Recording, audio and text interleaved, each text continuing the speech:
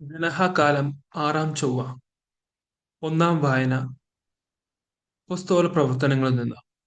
അഞ്ചാം അധ്യായം 12 മുതൽ 20 വരെയുള്ള വാക്യങ്ങൾ. അപ്പസ്തോലന്മാരുടെ കരങ്ങൾ വഴി ജനമധ്യത്തിൽ വളരെ അടയാളങ്ങളും അത്ഭുതങ്ങളും സംഭവിച്ചുകൊണ്ടിരുന്നു. അവർ ഏക മനസ്സോടെ സോളമന്റെ മണ്ഡപത്തിൽ ഒന്നിച്ചു കൂടുക പതിവായിരുന്നു. മറ്റുള്ളവർ ആരും തന്നെ മറ്റുള്ളവരിൽ ആരും തന്നെ അവരോട് ചേരാൻ ധൈര്യപ്പെട്ടില്ല. എന്നാൽ ജനം അവരെ ബഹുമാനിച്ചു പോന്നു. കർത്താവിൽ വിശ്വസിച്ച പുരുഷന്മാരുടെയും സ്ത്രീകളുടെയും സംഖ്യ വർദ്ധിച്ചുകൊണ്ടേയിരുന്നു. അവർ രോഗികളെ തെരുവീഥികളിൽ കൊണ്ടുവന്ന് കിടക്കകളിലും കട്ടിലുകളിലും കിടത്തിയിരുന്നു. പത്രോസ് കടന്നു പോകുമ്പോൾ അവന്റെ നിഴലെങ്കിലും അവരിൽ ഏതാനും പേരുടെ മേൽ പതിക്കുന്നതിന് വേണ്ടിയായിരുന്നു അത്.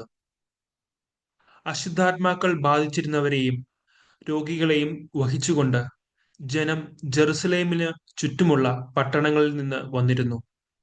എല്ലാവർക്കും രോഗശാന്തി ലഭിച്ചു. എന്നാൽ പ്രധാന പുരോഹിതനും അവനോട് ചേർന്ന് നിന്നിരുന്ന സദുക്കായ വിഭാഗവും അസൂയ നിറഞ്ഞ് അപ്പസ്തോലന്മാരെ പിടിച്ച് ബന്ധിച്ച് പൊതു കാരാഗ്രഹത്തിൽ അടച്ചു.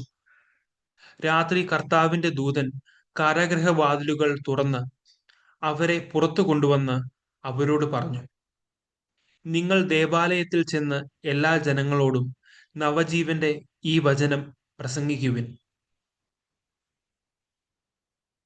സുവിശേഷ വായന. വിശുദ്ധ മത്തായി എഴുതിയ സുവിശേഷം 12-ാം അധ്യായം 9 മുതൽ 14 വരെയുള്ള വാക്യങ്ങൾ. യേശു അവിടെ നിന്ന് യാത്ര തിരിച്ച് അവരുടെ സിനഗോഗിലെത്തി. അവിടെ കൈ ശോഷിച്ച ഒരുവൻ ഉണ്ടായിരുന്നു.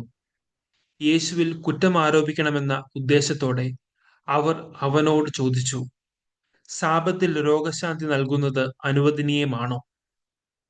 അവൻ പറഞ്ഞു, നിങ്ങളിൽ ആരാണ് തന്റെ ആട് സാബത്തിൽ കുഴിയിൽ വീണാൽ പിടിച്ചു കയറ്റാത്തത്? ആടിനേക്കാൾ എത്രയേറെ വിലപ്പെട്ടവനാണ് മനുഷ്യൻ.